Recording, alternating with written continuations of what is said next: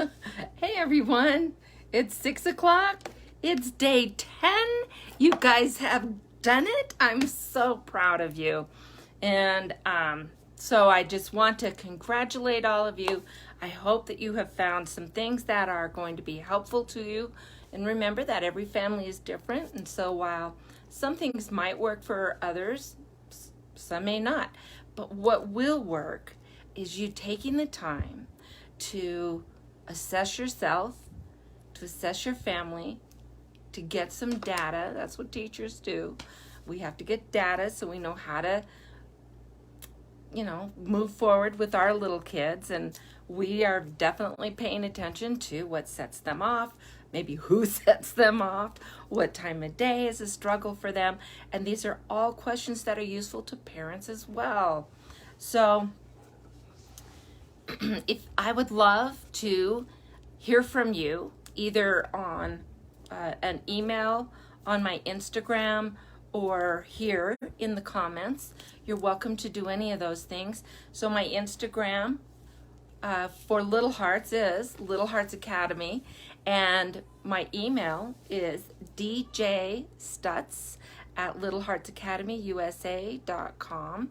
That will go into the final notes of what we're doing here. And so let's think. I've got a couple of things that I want to add on to you, and then we're just going to kind of review some of the things. And if you have questions on any of it, please feel free to throw them in the comments. If you're a little shy, that's okay. Nobody's going to know who you are. And B, if you really are shy, you can always just email me. It's not a problem. All right. So one of the things that I want us now, we've gotten some data, right? We've looked at what it sets us off and what sets our kids off. Maybe it's time of day, maybe it's a certain person, maybe it's when they're hungry or trying to get them out the door in the morning. And so we are getting that data and we're understanding more now on what sets them off. So now we're going to watch for those signs, right? If they're at a party and you can see, we've hit our limit. It's time to go. Then that's fine. You can go say thank you to everyone, and you can either just say, yeah, he's done or she's done, or you can come up with some other excuse that works. But know when to go. And I can tell you that my next to youngest grandchild had his 4th birthday, and we were there visiting before the 4th birthday, a little bit before. It's what worked out with our schedule, and we decided to go bowling. And they had planned, because this kid loves bowling, and so that was their plan, was to have a bowling party for his birthday. And so we were there, just Nana and Poppy. My grandkids call me Nana. So it was just Nana and Poppy and Mom and Dad and our little guy Eli. And he did fantastic. That first round of bowling. And so that was about an hour. And then we tried to do another game. And he did not do so well. And so I asked my daughter, what have we learned about Eli? And she said, his party's going to last an hour. And great, you learned exactly what you needed to learn. And two, maybe doing a dry run of something that may be unfamiliar. You've got some things going on, and doing a dry run. And if you can't go and do a dry run, pictures can really help of where you're going, what to expect, what to look at. So those are some things that will help, but just really get to know those signs of when we're done or when we need to step in, and that's going to go a lot better. So that's one thing. And sometimes a little transition item will help. We use this a lot in early childhood. And so if they have a special blanket or a stuffy, I had one little guy, he had to bring a different Jeep to school every day. And that was great. And one of his friends was a car kid as well. And so he would bring cars, and we would talk about, you have to leave them in your cubby. when it was center time and they could play, and he liked to make roads with the blocks for their cars, and it was a couple of course, boys. And that was fine. And so when it was playtime and center time, and so they're doing, different things, but they had some free time, that was the time they could go and get their cars. But we explained this all ahead of time, and my goodness, it helped. It really helped these kids make the transition from home to school, and then knowing ahead of time, this is when I can play with it, this is when I have to put it away. And it actually was really sweet the way that the boys would compare cars and talk about them, and they would be protective if someone tried to take someone's car that they brought from home. No, that's his home car. Like, they didn't even have to stick up for themselves. The other kids would stick up for them, and it was just a lovely thing. And so now you may not feel like bringing the big ugly blanket to church. That's up to you. I don't think anyone would mind. I know no one would mind in my congregation where we go. They brought a big stinky blanket. If it helps them manage through, awesome. Let's do that. Especially if they're going somewhere unfamiliar. So if you're going on a trip or you're going to grandma's house, my favorite place for kids to come. And, it's a transition thing. And so they have whatever it is that they're going to take. I've also used a doll or something, and they can whisper to the doll. Now be sure she knows the rules, and they know it's pretend, but it helps them get through it. And so they will whisper, we have to be nice, we have to sit at the table, we have to leave grandma's special things alone. I know enough. I don't have special things within their sight or within their reach if they are too young to be trusted to be careful with it. It's just knowing their age and knowing what to expect. So you can have them have something to talk to when they're on the way, when they're there.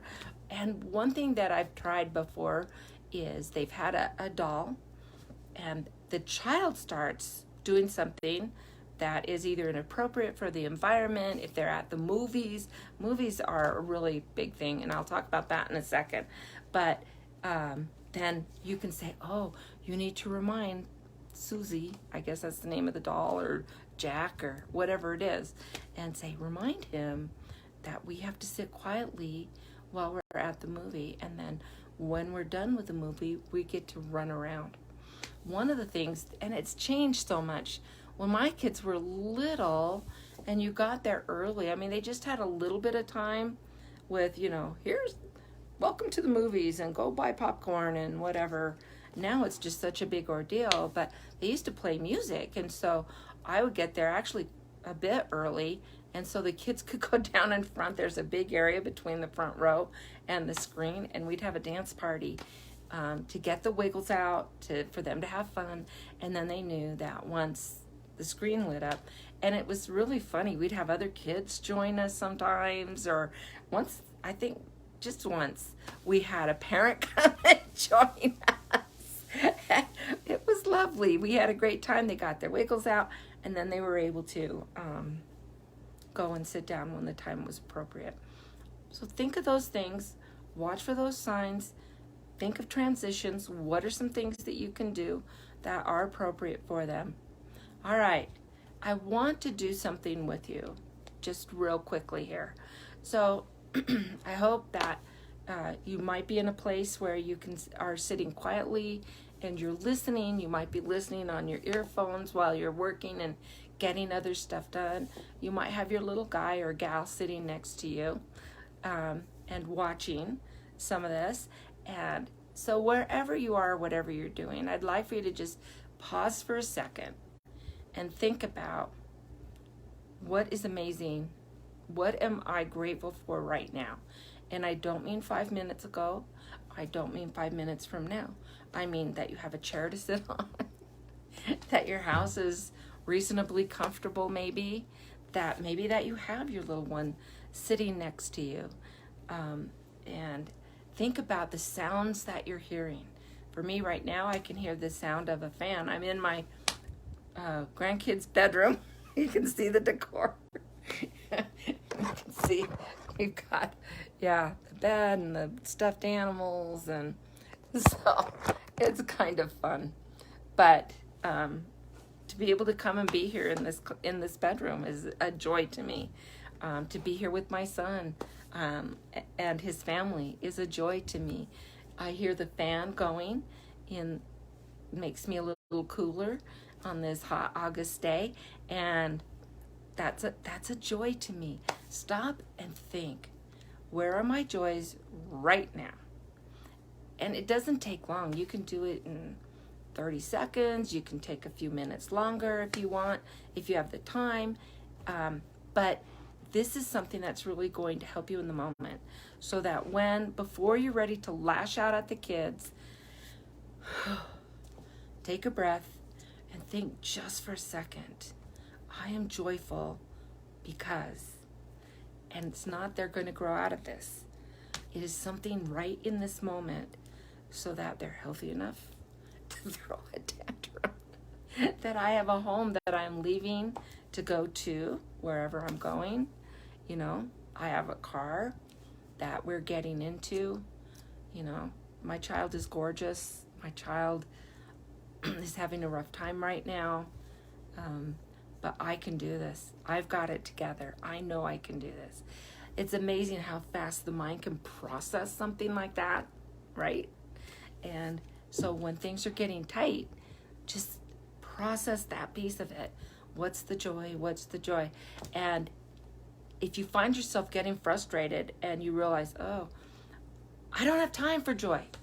You have time for thought. You just thought, I don't have time for joy. In that amount of time, you can think, I have a home. I have, I don't know, a spouse that I love. I have kids. There's carpet. There's wood floors. There's, you know, think about it. I've got this dog. There's a dog. My dog. Oh, we're hearing one of the kids. So I'm in here, buddy. Sorry. We're going to have an invitation here. Hey, buddy. Nana is working on her computer. Can you sit quietly, or do you need to go out? But something was too loud. Oh, something was too loud? Would you like to stay here and be safe with me? All right. But if we're being safe, I need you to be quiet while I'm talking on my phone. Can we do that? Yeah. Good choice. All right. So, think about, too, quickly finding a mantra, whether it's something like, I got this, I am strong, I am above this, whatever makes you think, God loves me. Oh, remember, quiet. Okay. And all of those things that are going on, you can have that mantra that you just say really quickly. He's leaving now. But you can say that just in the moment. That's going to give you that push, that remembrance of, I am a good parent and I'm going to handle this like a good parent. And maybe that's your mantra. I don't know. You need to find one that is right for you. But finding that mantra to just throw in there right at the moment, or even, when did I start yelling? Okay, nope, I'm a better parent than this. Or I've got this. God loves me. Whatever it is that helps you, you can get it at the beginning if you can catch yourself at it, or if you're in the middle of it and you realize this is not going right. Give yourself that mantra. Take that millisecond, that 3, 2, 1 second to think of, I'm okay. I've got all of these great things in my life. I'm okay. This is hard right now, but I'm okay, right? And you can just build yourself up on that. All right. So I'm, again, just so proud of all the things that you've accomplished and of all of the growth that you are making. Again, I would love to hear from you. It would mean the world to me to hear just how it went, and if you tried something new. And so there we are. I want to just review really quickly. I've actually got 11 things. I started out with 10, and then at the end I thought, nope, we need to add this one. So there's 11 things that we went over in our 10 days. So one was to track your progress, get the data, see what's really going on. I can tell you that as a teacher, there were times when there would be a little boy or a little girl that it just seemed like they weren't getting this, they weren't getting that. And then when I started looking at the data and tracking, it's like, oh wait, he or she is doing better than I thought. And so that made me feel better. And then that also got me to, it seems like right here is where they seem to be having trouble. The rest of the class may be here, but he's not way behind. Here, let me do it this way. So the rest of the class may be here. I maybe was thinking he was back here, but he or she is actually doing better than I thought. So here's where we are. What's the next step? That's a great thing to, once you have your data together, to ask, okay, what's the next step? So number one is track your progress, track your child's progress, and see really how you're doing. How many mornings are you getting out the door without yelling or without having to rush? And has that improved as you started using some of these things? Number two, really assess to see if the problem is yours. Did you not plan ahead? Did you, are we rushing in the morning because you were behind, not the kids? Are we rushing this morning because, I should have put the lunches together that evening? We could have got the backpacks by the door. Maybe I needed to get up a few minutes early to be more ready when the kids are getting up, and so I'm not rushing around trying to do me and the kids at the same time. Really look at the situation and see, is this problem mine, honestly, or is it the kids? And know that the more I yell and push them out the door, they suddenly realize they have control. And I can slow down, and mommy's gonna have to pay attention to me, or daddy's gonna have to pay attention to me, because I know they've gotta go, and I can force them to pay attention to me. That's what they usually want in the morning, is that attention, or they're looking for some level of control. So do we need to give them control in other places? Do we need to give them that attention earlier in the morning so that they've got their, their needs met with that? Or was I the one rushing? So figure that out and then act upon whatever you're understanding when you're really sitting back and looking from that outside point of view, okay? Number three is start the day right. So we went over that WWMM, right? And so it was, well, I think I turned it around. It's MMWW. Sorry about that. But it's music, movement, water, and words. We talked about either just saying them, positive words, things that you are excited for during the day, things that you are grateful for. And we know through studies that those four things will actually get you off to a better start psychologically, physically, mentally. It gets your brain moving, it gets your body ready, and it gets your emotions in line. So think about that. MMWW. Start your morning right. And then we talked about number 4, understanding the correct expectations for their age. So when we say act your age, think about it, they probably are. And so how are we going to work with that? Are my expectations higher than what they need to be? I have seen parents who are expecting their children to deal with stresses and anxieties and emotions that adults don't deal with well, right? If there's a lot going on, we just last Saturday had a funeral, a death in our family, and there were siblings that were involved, and that's going to be a stressful, emotional time for everybody, for the adults as well as the kids. What if there's tension between you and your partner, or even a split, right? And then realize also that change, even change for the good, is still stressful. So moving from your apartment into a beautiful new house is going to be stressful for your child. That's normal. Plan for it then, right? And again, if you have any questions or concerns about that, you are welcome to just, email me, contact me, and maybe we can come up with some great ideas. And I've got something else for you at the end of this that might be helpful as well. All right, so when they're having their meltdown, this is number 5, understand that you've got to teach the lesson later. You're not going to get them to understand what's going on, what they can do. You need to calm down when they are really struggling with anxiety, with stress, with emotions. Nothing you say on teaching. You've got to focus on helping them through it. So we're going to recognize their emotions. We're going to validate them. And that's where do you want to cry here? Do you want to cry in the car? Do you want me to sit down with you? Do you want to be alone? Whatever it is, do you want to go to the cozy corner? Give them some choices on helping them. Hey, Raylene, it's good to see you. On helping them through that. But when they're crazy and angry and going nuts, they are not going to learn the lesson you want them to learn. And so what we're going to do is have some family time.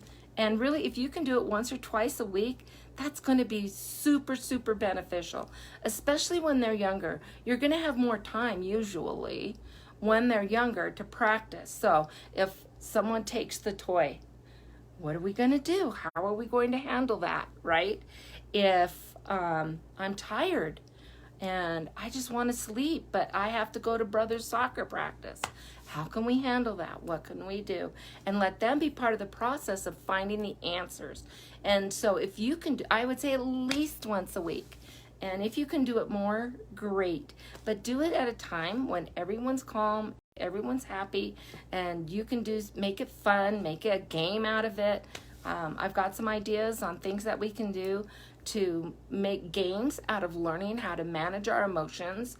And so they are actually excited for it. And it's a big part of their lives. And so that's something that you can do. That was number 5. Number 6 is that be proactive. So make a plan ahead of time for if you're going to be doing a bunch of errands and the kids are stuck in the car. Make a plan. How can we play some games without them being on the screen if you can? If they're younger, you can say, find a horse, find a dog, find, different things that they're looking for, and it's kind of a competition, and then they're not on the screen. Those old games that, I don't know, y'all probably didn't play them when you were growing up, but, when I was growing up and when my kids were growing up, it was finding landmarks. It was the ABC games with the signs and trying to find all the alphabet as you're driving along. There was the as we got older, we got to be able to have a paper with all the 50 states, and we could check off when we saw a license plate with that state, and so you could go with that. Of course, there was slug bug. I don't suggest that one, but you can have something else they do besides hitting each other when they find a bug or some other kind of car. But having those kind of games, having snacks, making sure they're comfortable. If they have that transition item we talked about earlier, making sure that they've got access to that, and do the best you can. And the more you plan and make them part of the plan, that's another thing that you can do with the quiet family time, is when we've got to go here or there, what are some ways that are going to help you? Like, I really hate the fighting and the arguing. And so we need to end that. How can we help you with that? And let them come up with some of the answers. Of course, it's interesting that if you're rushing to a soccer practice or baseball, basketball, football, dance, gymnastics, whatever it is, and they're arguing, it's okay to pull over and say, yeah, I don't like this arguing. The car's not moving until you can get it together. Well, the person who needs to be there is going to jump in and, kind of take charge. And very often it's that very kid that's causing some of the problem because they're stressed about being late for whatever. And so once they know that this car doesn't move with screaming kids, and you pull over, and even if it's you that's going to be a little late, or if it's happening a lot, maybe you need to get out a little earlier so that you can do that. But that's another way to do some planning, right? And tell them ahead of time. You don't just throw it on them. You just say, we've come up with a plan, Dad and I, or whomever, and we have decided our car doesn't work if there's yelling and meanness in our car. So here's what Dad and I came up with. Do you have some other ideas that might be better? And they might, and they probably will. But either way, we can use your ideas. I love your ideas. Let's try your ideas. I like that. But if they don't work, remember, the bottom line is our car doesn't work if they're screaming and yelling. I would also say the car doesn't go without a seatbelt buckled. It can't move. And if they get out, because sometimes they do, either they're really young and they're smarter than you think and they've gotten themselves out, or they're getting older and they think they're too cool for the seatbelt. That's fine. But we just don't go. And if you want to put a time limit on it, we've got 2 minutes for you to get it on. 1 minute, 30 seconds. I don't care. But then we turn around because that's safety, right? Now, am I yelling at them? No, I'm not yelling at them. I'm just telling them how it is, right? And it's so funny, though. I'll just interject this. When I've worked with parents and they've gotten their yelling more under control, and so they're being firm. No, this isn't what's going to happen. Or, no, we're doing this. And they realize that their parents mean it when they're not yelling, when they're just saying it. That I've had parents report back to me, they're like, and the kids start saying, quit yelling at me! It's like, I wasn't yelling, I was just talking to them. And it's because in their mind they've associated, oh wait, she means it. But she, in the past, has only meant it, and I say she because I'm a she, but it could be he, has only meant it when they're yelling. And so if they mean it, they must be yelling. That's the logic that's actually going on in that cute little brain of theirs. And so they may say, quit yelling at me, and you're not yelling. So you don't need to say, I'm not yelling. You're just going to say, this is how it is. And so whether I'm yelling or not, we still need to follow the rules. And you just stand strong. That's what you do. And I'll tell you, it's going to take a little bit of work at the beginning, because they're used to having control this way. They're used to hearing you. And again, remember what I just said, how change, even for the better, is still stressful, and it's change, and they will fight against it, even though it's better. Yeah, going from a yelling persona to a non-yelling persona is the same. And so they might be like, ooh, I don't know, I don't understand this. This is different. This isn't what I'm used to working with. And so you're going to have, it's not going to happen overnight. And some things might take a little longer than others, but be patient with it. It'll happen. And the time that you invest up front, getting this done, the earlier you can do it, the better. But the payoff is going to be so big down the road that you can say, okay, guys, we're leaving in 5 minutes. I've got the timer going. Now, the timer isn't for we've got to be out the door. The timer is for when the timer goes off, you got to get your jacket on, you got to get your shoes on, and you have 2 minutes to get that done. But again, we're talking about this ahead of time so that they know and they understand. And it's amazing that kids as young as 3 will understand, right? Okay, I'll tell you in a little bit about an experiment I did with my 3-year-old this week. All right, so we've talked about that. Number 7, follow through. So don't say it unless you mean it. Don't say, I'm going to turn this car around and we're going to go home. If you know you can't do that, you've got an appointment, you've got something important that you've got to be to, right? So don't say, I'm going to take away your iPod or iPad or whatever, for a week when you know you don't have the stamina to deal with that. I hope you do. But if you don't say you're never going to have ice cream again if you don't blah, blah, blah. If you don't clean up the bowls, you're going to get them ice cream. They know that, right?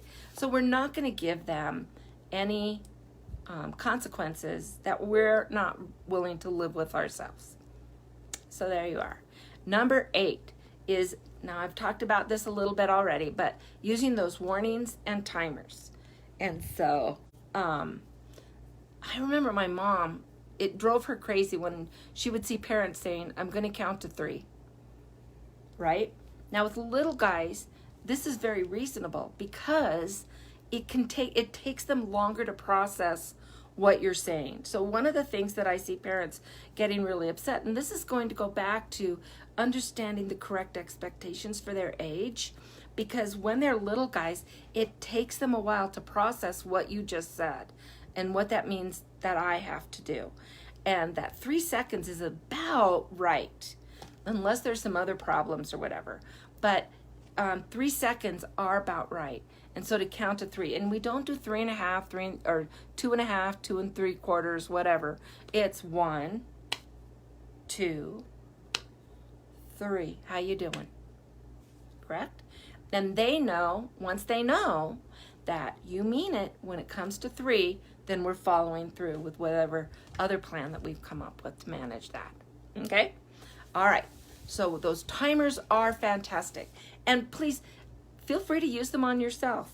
Like we said earlier in one of our earlier videos, that sometimes you're really busy, or I've just got to get these papers graded, or I just have to finish the laundry, or I just have to. So when you give the kids the timer and say, when it goes off, mommy's done, and I have to go, and maybe it's doing something with them, maybe it's just playing with them, maybe it's something else that is specific that they want you to do. And so let's go with that, right? And so they love having the timers, because when it goes off, timer, and they're very happy and they feel in charge. And it's important for our kids to feel in charge from time to time. That's a big deal, and they need that. And so let's make sure that they have that once in a while. All right.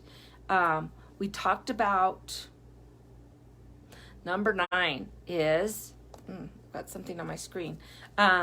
So review your expectations frequently, and be specific on what you are expecting. So here's the deal. We may have talked, on a family meeting, family night, whatever family thing that you call it, but about maybe we were thinking about going to see the Minion movie, and but we want to make sure that this is what we do at a Minion movie, or have them talk about it. What's okay to do at the movie theater? Should we be screaming loudly? No. Okay. What if you need something?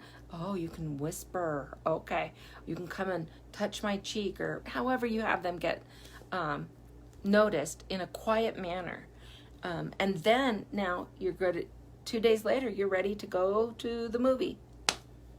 You're going to review it again, right? Right. Because they need that frequent review. And if they start misbehaving or acting in a different manner, you can say, we talked about this. Can you remember? What are the rules? I'm just talking to them, right? If they continue to break the rules, you have to be willing to leave the theater. That's okay. And maybe you need to go home. Or maybe they'll calm down and say, no, I want to stay. Well, we have some rules, remember that? And so I need to make sure that you can follow the rules if we're going to go back in. If you can't follow the rules, that's fine. We'll just go home. I don't care either way. When they start realizing that that's their decision, and you say, that's fine, I'm fine. I can come see it again another day without you. So we can go back and you can follow the rules. But if that's too hard for you, I get it. Sometimes the rules are hard, and that tells me you're just not ready. And that's okay. Maybe you'll be ready when you're older, and we'll try it again when you're older. But we can go home now. Now you see how I'm using this calm voice. I'm talking and reminding them of expectations, even though we did it right before we went in. And the younger they are, the harder it is for them to remember. So to be aware that age expectations are great. My favorite thing to do with movies, and this could go with anything. It can go with church. It can go with going to a football game or whatever it is that you're doing. But it really does help for them to just have control, and you just say, you're not mad. I'm not mad. Oh, you're mad at me. Look at my face. Does my face look angry? No, because I'm not mad. It's just telling me that this or this is going on. Now, how are they going to learn more? You screaming at them? Being angry with them? Making them feel bad? Or are they going to learn more from, yeah, you're just not ready. I love you, but we're going to go. And we'll come back when you're older. But, again, you have to be willing to follow through with that. And that's how it works. And it works amazingly when you do it right. Okay? All right. Number 10, we're down to number 10, is finding that mantra. I'm a good parent. I got this. I am better than this. God loves me and he sent me this child. He knows that I can do this. Right? Right.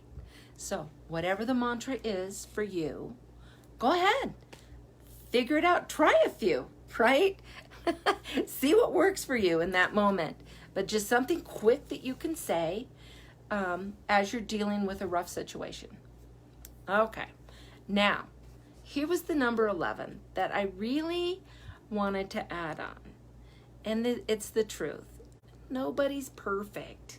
No parent is perfect. That's why my podcast is called Imperfect Heroes. Parents who keep trying, who keep moving, you're a hero. Not all heroes, work things out perfectly. Look at the Marvel universe. Look at DC. I hope we have better heroes than that. But you are a hero, and we're imperfect. The truth is, there's been no perfect parent in the history of the world. Now, we've had a perfect man, at least in my beliefs, right? But he had earthly parents who were human, that I am sure mess things up once in a while. All right? So, nobody's perfect. Let go of that. But keep trying, because that's the part that makes you a hero. So, if you need more, and I find that when I was raising my kids, having people that I could share things with, that I could get ideas from, that I could talk to without feeling judged, because isn't that the biggest thing? I think that's the biggest thing that kind of keeps people from getting a lot of different kinds of help, is I should know this, I should be able to do this, and so you're embarrassed to ask for help. The truth is, everybody actually needs to ask for help once in a while. So we've got the Cicerone Society, and I'm only opening this 3 times a year, because once I get a group going and they're connecting with one another, if someone new is constantly coming in and we're constantly trying to catch them up, it's not good for our parents who, yeah, we've got that, right? We're ready to move on to something else. So I'm only opening it 3 times a year. And the next time I'm opening it, sorry, I have to hit that. The next time I'm opening it is August 8th. So that's coming up next week. And it'll be open for 10 days. And so it'll go from the 8th to the 18th. That you can go ahead and register for the Cicerone Society. Now, normally, it's not a big charge because I'm just really trying to do good and help people, but I have a lot of costs. I'm in the hole so deep with this. It's cost me a buttload of money, but that's okay if I'm helping people. And so I'm just charging $37 for a month. And so we're having conference calls once a week, and then they will be recorded. So if you miss them, you can always catch the replay, although being in on it is a great way to have your questions answered. And then also you're going to have the ability to email me at any time with questions that are coming up, and you don't want to wait. Sorry, I have to take a drink. Oh my goodness. I know, it's Diet Coke. Give me a break.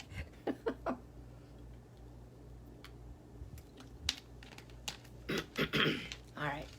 So anyway, but if you go in and you put in the code 10 days, so it's all one word, 10 days, then you're going to get 10% even off of that. So if you, and that's only for the people who came and did the challenge. I'm not putting that out there anywhere else. So everyone else, it'll be $37 a month, which still is a great investment in yourself, in your kids. You're worth that. They're worth that. And that'll help me kind of not be drowning and have the money to do more podcasts and then more events like this. So it's August 8th, and I will be sending out an email to everyone that attended here, as well as if you're already on my email list, you're going to get that, but the email list will not be getting the coupon code for signing up. So there you go. Oh, sorry, I don't know what's going on with my throat. And then be sure to just catch the podcast. The more listeners, I'm hoping to get to a point where I can have a little bit of income coming in with that again, so that I can not be in the hole, because I am. But that's okay. But the more importantly is if you can download it, listen to it, and then delete it once you've listened to it. That really does help with my analytics, and so I can get the word out to more people. So when they do a search for parenting podcasts, I'm hoping to get to the point where mine will pop up. That's a test you can do. If you see mine, you're like, oh, she's doing good. So anyway, I'm so grateful that you chose to spend this time with me. And that 10 days just flew by, at least for me. I hope it did for you. And for my little friend Oliver, I want to say good night, and I miss you. And for everyone else, catch me on the podcast and on my lives. And I will see you later. Congratulations.